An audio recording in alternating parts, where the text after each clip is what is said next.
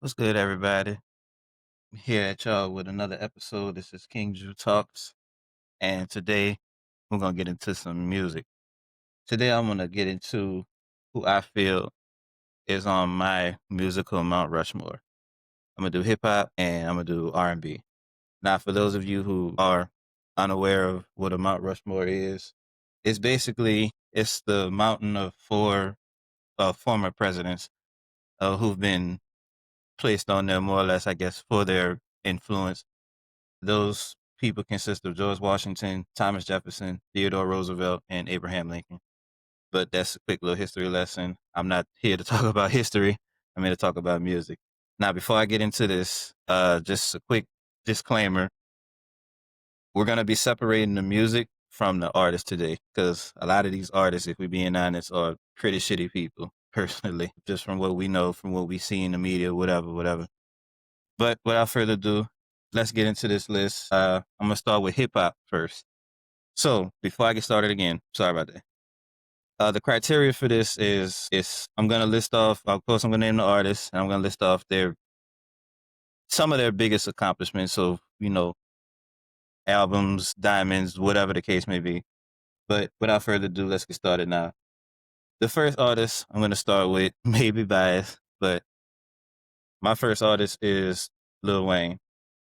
Now, it goes without saying that Lil Wayne is probably the greatest artist to come out of New Orleans. I mean, you can agree, you can disagree, whatever. But it's pretty much the general consensus that Lil Wayne is, yeah, the best to come out of New Orleans. At very least, the best to come out of New Orleans. Fuck, he signed his record deal at, if I'm not mistaken, 9 years old with Cash Money.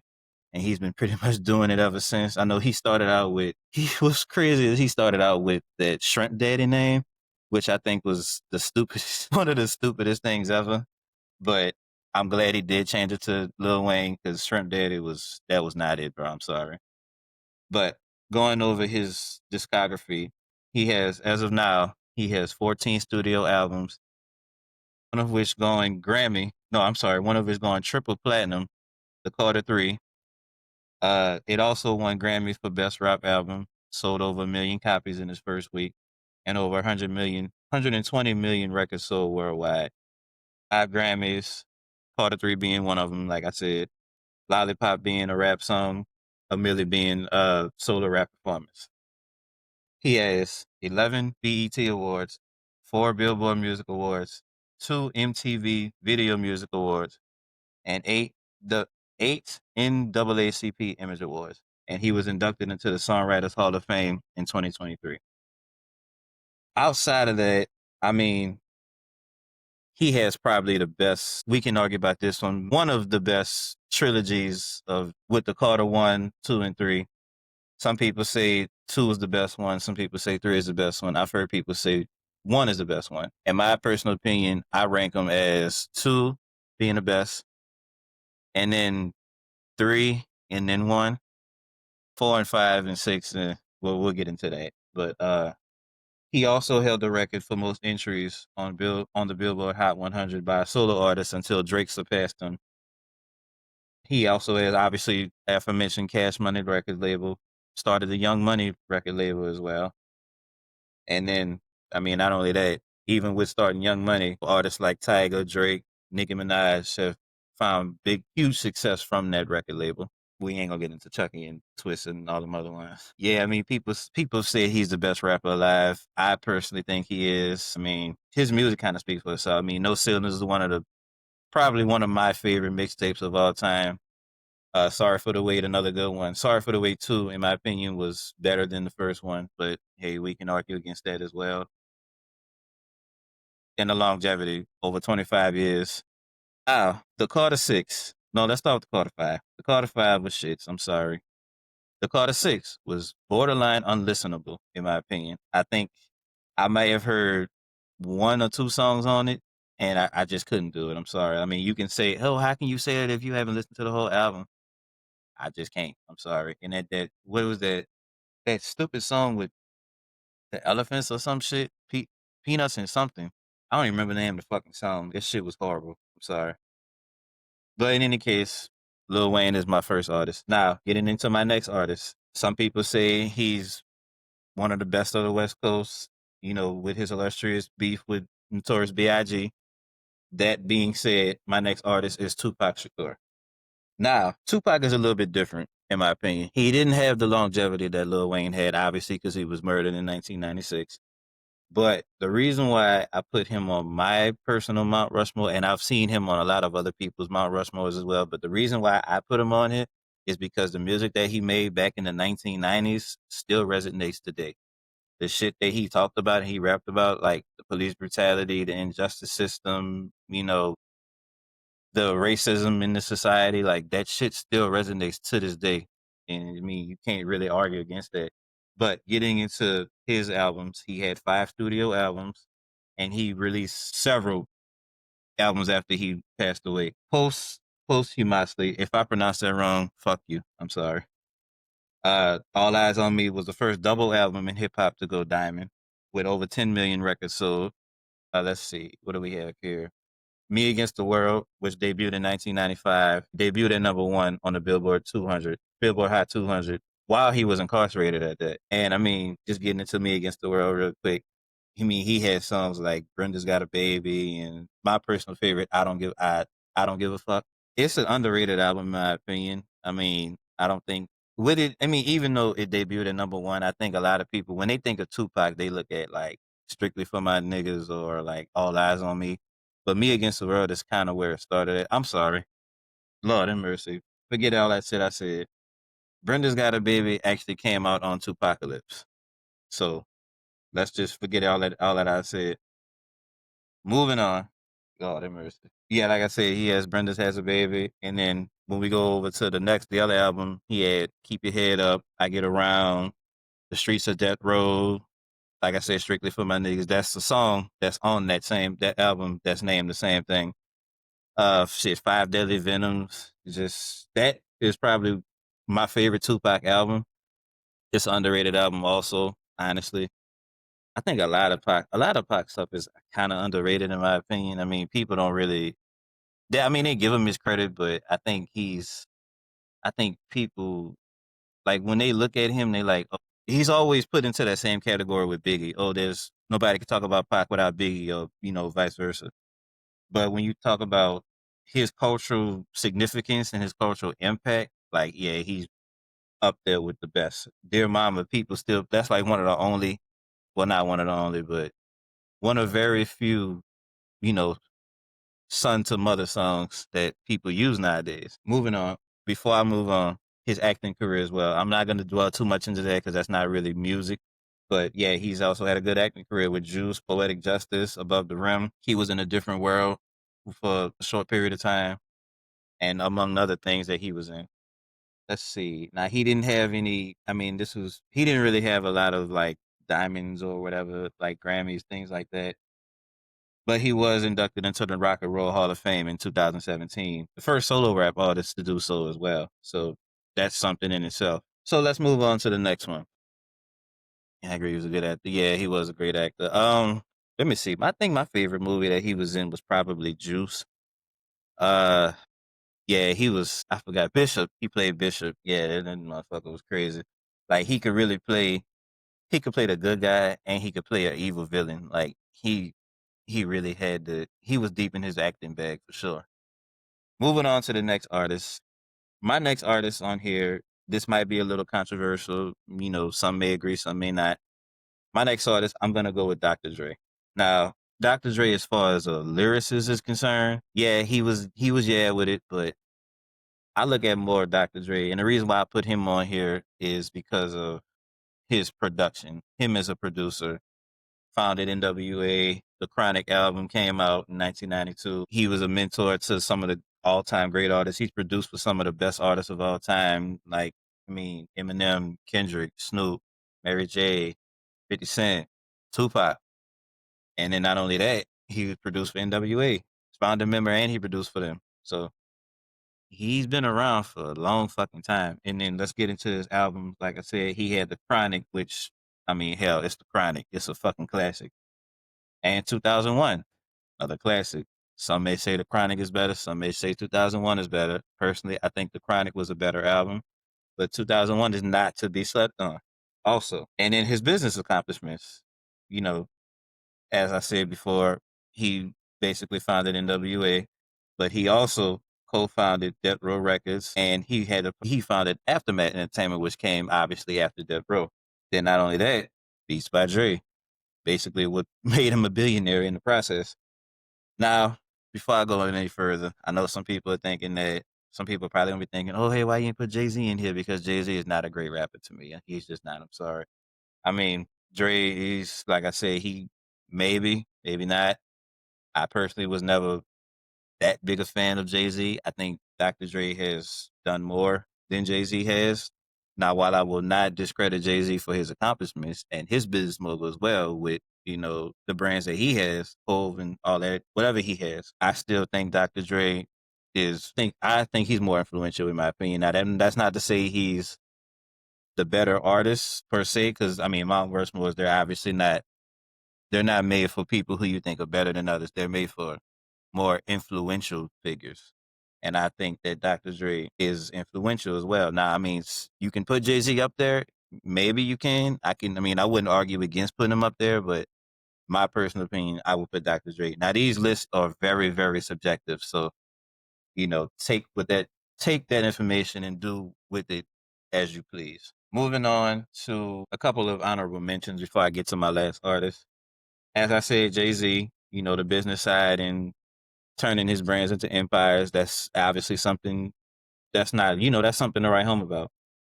Notorious B.I.G., obviously one of the best lyricists, storytellers. Nas, the street poet. Kendrick Lamar, basically a modern day voice, kind of like a modern day Tupac, if you will. Kanye West, another good producer, who also had great music. And to be honest, had Kanye not lost his mind, I probably would have put him in there over Dr. Dre. You also have J. Cole. Some people may not put him up there yet. I personally wouldn't put him up there just yet. I think he still has a bit of a ways to go before I would put him on mine. Now he is like one of the best rappers of all time, in my opinion, especially more modern rap. But like I said, this is more influence, and J. Cole's not really the influential type. He just kind of does his thing, stays in his lane, and goes on about his day. I can respect it. So, moving on to my last artist. My last artist is Slim Shady, sir called Eminem Marshall Mathers. The by far greatest Caucasian rapper, and it's not close. I'm sorry, it's not close. I'm always push home the point that we can agree to disagree, but in my opinion, it's not close. Like Vanilla Ice, no.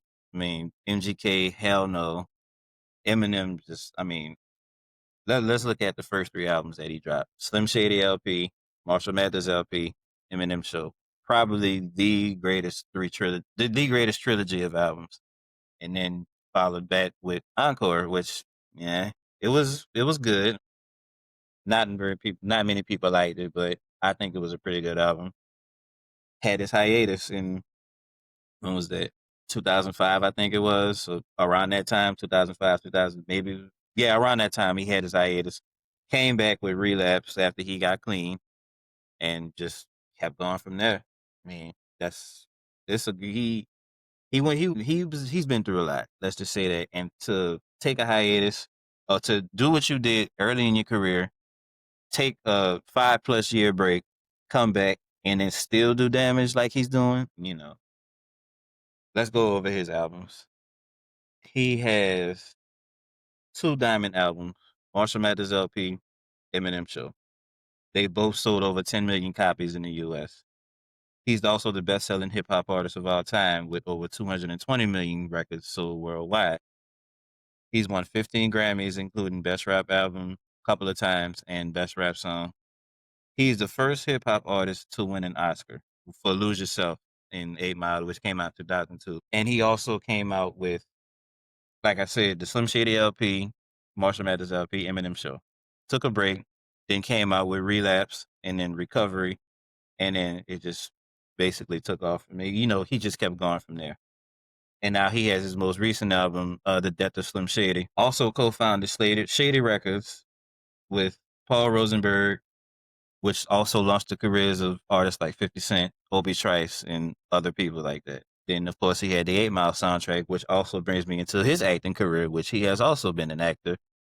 I know he was in 8 Mile, well, obviously the star. I don't think he was in anything else. I'd have to look at that again, but yeah, that's pretty much that.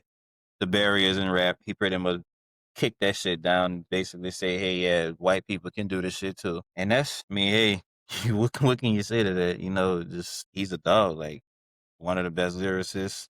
He could battle rap pretty much anybody. I'm not here to get messy though. We just gonna move on. Now, move my notes out the way. That being said, those are my hip hop artists. Let's get into some R&B now. R&B, this was a little more complicated for me to make because there's a couple of artists that I wanted to put on, but I couldn't put on because, again, this is influential artists, artists who I think are better than other artists. So I kind of have to go by that. But in any case, and going back to what I said earlier, we are separating the artist from the music. I'm sorry, the person from the music. That's maybe a better way to explain that because these R&B artists that I have on here, yeah, they got some problems. So my first artist, with that being said, my first artist on my R&B musical Mount Rushmore is Chris Brown. Very controversial figure, which is why I keep stressing that we're separating the person from the music or the artist from the music, however you want to phrase it. We're going to keep that separated, one over here, one over here. Because if we put this together, like, no. And I mean, if I'm being honest, no, I'm not even going to go there. Let's get into his Brown's music. Debut, Run It, in 2005, and it actually reached #1 on the Billboard Hot 100. He has, to this day, I want to say either 10 or 11 albums. Started with Chris Brown. Let me see if I can name them. I know he had Chris Brown. Exclusive came out after. I think Fame was after that. I probably got the shit all out of order, but oh well. Fame was after that, and then Fortune, I believe. Yeah, Fame, and then Fortune, and then oh yeah, X. That was one. And then he had that long ass Heartbreak on the Full Moon, which that shit was no. I wasn't listening to that whole thing. I'm sorry. Then he had the deluxe edition of the shit, which was even longer. Like, man, what the hell was you going through? Royalty. Let's see, that's 7. Breezy. Yeah, Breezy. But before that was Indigo. Yeah, Indigo and then Breezy. And now he has 1111. If I missed any albums, let me know. Let's see. He has had over 100 songs to chart the Billboard Hot 100, therefore making him one of the most charted artists in history. He has won Grammy albums for Fame, among others, and he's also known for being as versatile as to kind of blend in the hip hop and the R&B and the dance. Oh yeah, he's an excellent fucking dancer. I will give him that. And he kind of molded that together in his own, in a sense, in his own way. Not only that, he is probably, well, no, I'm not even gonna say probably. He is the best dancer of this generation. Don't get it twisted now, not of all time, but of this generation. I can't say Chris Brown is the best dancer, and that kind of puts him above some of the others. Not on, and then let's get into his other business ventures. He had the record label CBE, which stands for Chris Brown Entertainment, founded under Interscope. Launches. I don't know if y'all remember that clothing line he had, Black Pyramid. I personally never bought anything because I'm not paying $100 for some fucking joggers. But yeah, he had that, and he's also had a lot of touring success. He's on tour right now, actually, the Breezy Bowl 20th anniversary. Me and my wife are actually gonna be going to that too. But he's also had the Party Tour. He's had the Between the Sheets tour, the Indigo tour, a couple of things like that. Yeah, that's pretty much it. And he's worked with some of the greats. Been he's he also has a longevity. I mean, he's kind of there. He's up there. He's definitely up there. So with that being said, moving on to my next artist, we're gonna go with Robert Kelly, the aforementioned or self-appointed king of R&B, type of R&B. Let's see, 12 Play that came out in 1993 that had Bump and Grind on it. That was actually a very underrated album. He had TP2.com. he also had the Chocolate Factory, which is my personal favorite album from R. Kelly. With Ignition, I was about to forget the name of that damn song. Yeah, the remix to Ignition. Yeah, he had that one. Step in the Name of Love. One of the longest R&B chart toppers. Bump and Grind, Ignition. He had several. He also had several multi-platinum albums. And he's actually one of the only, not one of the only, but one of very few to be able to kind of blend in the R&B and the gospel side of things with songs like I Believe I Can Fly. Of course, he's had the tours and the soundtrack success. But the one thing that I want to get into with R. Kelly is Trapped in the Closet.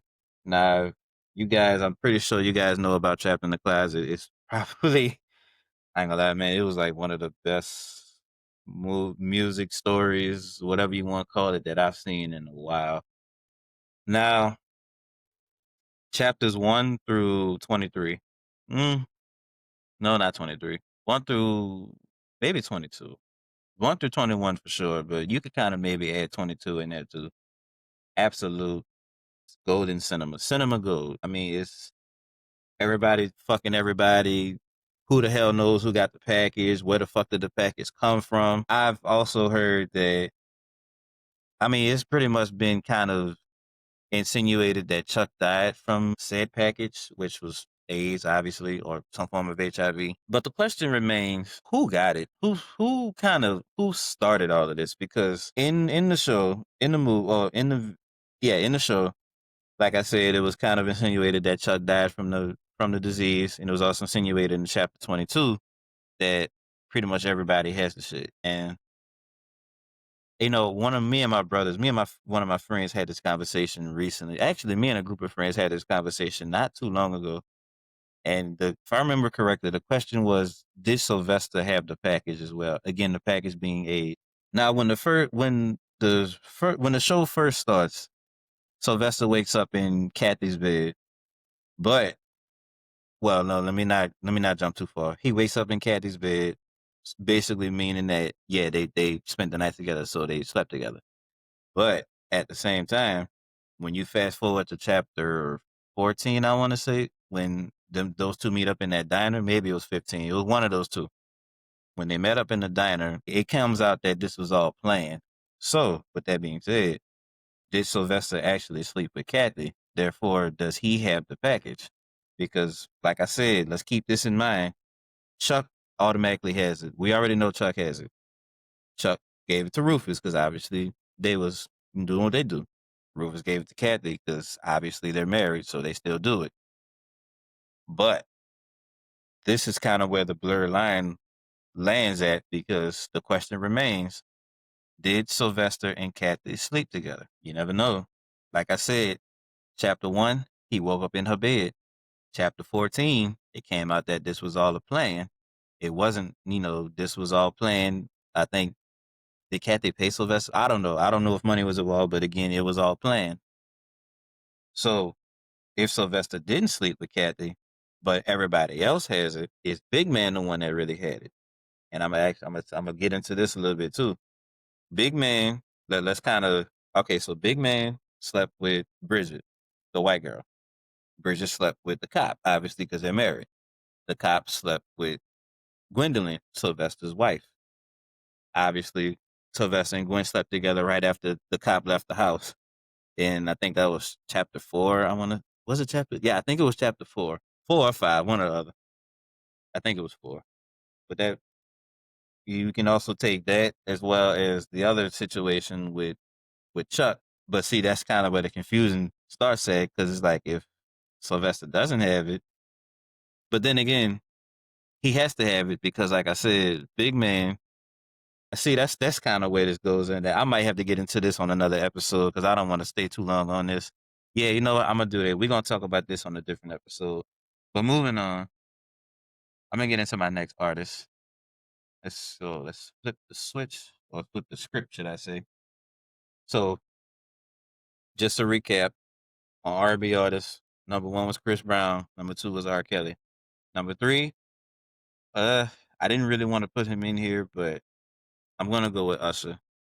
And the reason why I'm gonna go with Usher is because I'm not the biggest fan of his newer music. I will say that, but at the same time, between '98 and 2004, like that was top tier shit. Like that was legendary shit. Between Confessions, but well, let me see, what did come out first? My Way was first, and then 8701, and then Confessions. Those three albums, outside of Eminem having one of the best trilogies, that's one of the best trilogies too. Confessions sold 20 million copies. Sorry, 9 number 1 singles on the Billboard Hot 100, including "Nice and Slow," "You Remind Me," "You Got It Bad," "Yeah," "Burn," and "Loving This Club." 8 Grammy Awards, including one for Confessions, obviously, and then best R&B album, Confessions, and then best male R&B vocal. Now, while I don't really care for Here I Stand was pretty good. Raymond versus Raymond, I didn't really care for that too much, and Hard to Love, I didn't really care for that too much either. I see he's still doing his thing, and I respect it, because he's still gonna sell regardless. Like people, they gonna fuck with him regardless. World tours he's been on, Super Bowl halftime shows he's done. Let's see what else do we have here. Got to keep my notes because I got to keep myself on track. Otherwise, I'm gonna keep rambling, and I don't want to do that. Let's see. Yeah, influence of the next generation. Yada yada yada. Uh, that's pretty much it. I mean, like I said, he's done his thing also. Acting. That's true. Yeah, he did act too. Yep. I forgot he was in Moesha. For a very brief period, I forgot that motherfucker was in Moesha. Moving on to a couple of honorable mentions for the R&B, uh, my R&B genre. Uh, you have names like Whitney Houston. People can say that because she has probably one of the best voices of all time, arguably the best voice of all time. We can agree to disagree on that. We got Luther Vandross, Big Luther at that. I mean, shit, never too much, things like that. I mean, hell, I still jam to that shit. Aretha Franklin. We got Patti LaBelle, Beyonce. Yeah, sorry to the Beehive, but no, yeah, yeah. I can see Beyonce being on it too, because she's had the longevity too. Not only that, the shit she's done with Destiny's Child, and she's also been a great actress, business mogul as well. I mean, hell, she's done her thing. Trey Songz, I mean, he's been a great artist in the 2010s. I mean, Ready, Passion, Pain, and Pleasure, Trigger, the Tremaine album, those are all great albums. Uh, Probably some of the best mixtapes I've heard. Anticipations 1 and 2. Didn't really care for 3 too much. His newest shit I don't really like. Even though Trey Songz is my favorite artist, I mean, I wouldn't put him on Mount Rushmore either because he's not. While he is a good artist to me, he's not very influential. So that's just where I'm at with that. Oh, wow, I'm surprised you didn't put him on there. Shut up. Last artist. This can be kind of a toss up, and I couldn't really decide who I wanted to go with this. So I'm gonna name off. I'm gonna kind of go over both artists, one a little more than the other. I'm gonna start with Marvin Gaye. Now, the two artists that I'm going over are Marvin Gaye and Prince. I just had to put Prince on my Mount Rushmore, but I'm gonna go over Marvin Gaye as well. And before you motherfuckers come at me with your pitchforks, Michael Jackson is not on this list because he is a pop artist. And honestly, MJ is too big to be on the Mount Rushmore of specific genre. He just is. Like, come on now.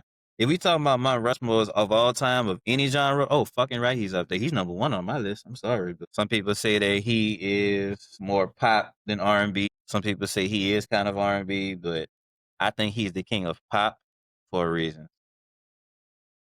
We gonna revisit this too. Like, don't think we ain't gonna talk about it. We're gonna revisit this shit. So just be ready for that.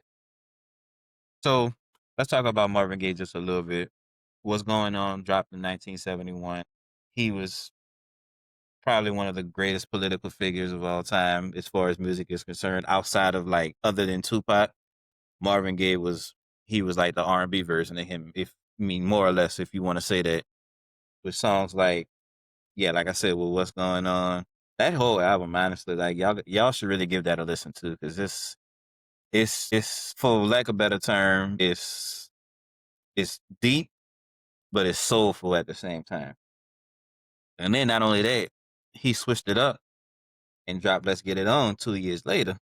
And we all know what the fuck that's about. I mean, if you know, you know what I'm saying? So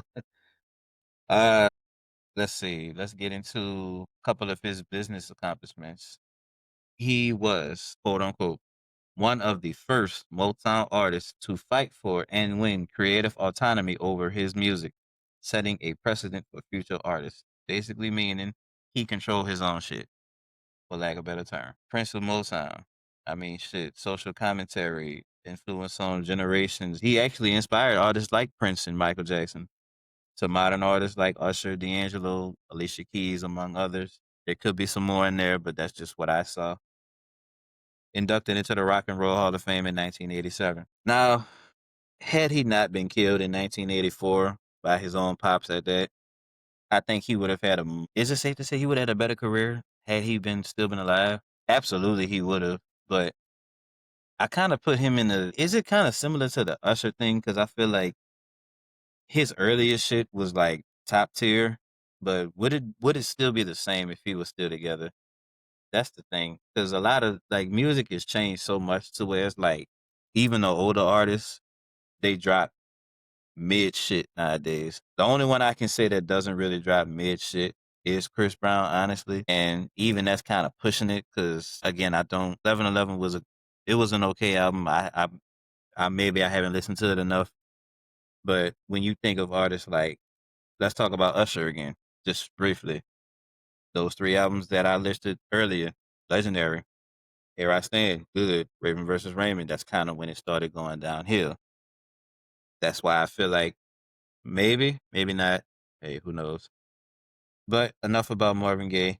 Let's get into my last artist, the aforementioned Prince. Prince is one of the best artists of all time. And I'm really debating on putting him on here because I feel like even this is too small for him. For somebody of his stature, I feel like he's similar to Michael Jackson. I feel like he might be too big to be in this. But the only reason why I am gonna put him in here is because he is more. It's more comfortable to say that he is an R&B artist compared to Michael Jackson, which, like I said, he's more pop. 39 goddamn albums, 30 fucking nine, and that's just the shit that he released. Like it's been said that he has numerous amounts of songs that hasn't been released yet. Like who the fuck knows what he has in his vault? Purple Rain, 1999, Sign of the Times, Diamond and Pearls, Musicology, and then that's just a few of them. Like man, and then he could play his own instruments too. Like this motherfucker was so talented, bro. He could literally play any instrument he wanted to, and I'm not exaggerating. If you don't believe me, look that shit up. Not only that, and I must touch on this just for a minute. The way he dressed was very fucking unique. A lot of people thought his ass was probably gay or something like that. Y'all don't understand. Well, not y'all, but people that feel like they don't understand. Prince will take your bitch, fuck her, and then give her back to you, and then call her the next morning to ask her when the fuck the next time they gonna link up, and you ain't gonna do a fucking thing about it either, cause you sitting there thinking that he wearing the fuss with the ass all out and shit. Yeah, okay, watch. I'm telling you. But like I said, we ain't gonna get into that. Uh, iconic songs such as Purple Rain. I mean, hell, we all know about that. When Doves Cry. He had songs like Kiss, 1999, and the list could go on and on and on. Little Records, that Raspberry Beret, fucking again, Sign of the Times, which is a song on that album, Sign of the Times, Forever in My Life. That's a fucking underrated gem right there, dog. And then not only that, he has the songs that he dropped, not the songs, the albums that he released by himself, as well as the albums that he dropped with the Revolution. Like that's literally two different fucking like it's like Prince times two. Like what the fuck? 7 Grammys, nominated over 30 times, won an Academy Award for Purple Rain, inducted into the Rock and Roll Hall of Fame in 2004. Another one that's had record breaking tours, global tours at that, Super Bowl halftime shows. I mean, fuck. This dude could do it all, like honestly. And what sets him above everybody else, in my opinion, like yeah, Chris Brown was up there because he got the dancing, but Prince, like he's kind of up here. Like to be able to play your own instruments, like what the fuck? Like you really don't need a studio if you could play your own instruments. Nowadays, motherfuckers just take the same old beat over and over again, remix it, and then just drop some lyrics on it. You know, I get it. It is what it is. It makes music. and it makes money. So hey, I ain't hating, but somebody who could play their own instruments, like yeah, owns his own masters. I mean, shit. Let's see what else he got. I've already touched on his fashion sense. I mean, shit, man. What the fuck else can you say about somebody like that, dog? Like, you really can't say anybody else like that. So, with that being said, I think before I get off today, I think I'm gonna name a few other people that you could kind of put on any Mount Rushmore, whether it be rock and roll, pop, anything like that. Obviously, like I said, Michael Jackson he is he's too big to be on any gender specific. Jesus Christ, genre specific. Mount Rushmore. Michael Jackson for sure. You could put somebody like the Beatles up there. I've already said Beyonce. I mean, even though I don't really care for Beyonce, but hey, she's influential nonetheless. You got people like Bob Dylan. You got Elvis Presley. You have Nirvana. Hell, what else you got? Different artists. I mean, let's see. Hip hop artists. I've seen people put well, let's do R&B. Let's go back to R&B instead. I've seen people put Neo in their Mount Rushmores because of the way he writes. And to that I say, I mean, if you're gonna do that, you have to include people like Carrie Hilson in there as well. 'Cause she's written for a lot of good people too. She's written for Neo, she's written for Beyonce. Like I said, Jay-Z is somebody you can put up there. Let's see, some other artists. I've said Elvis Presley already. Some people might say Linkin Park. They they can make a strong case too. Uh there's just so many people, and things like these they're fun to do because it gets you thinking.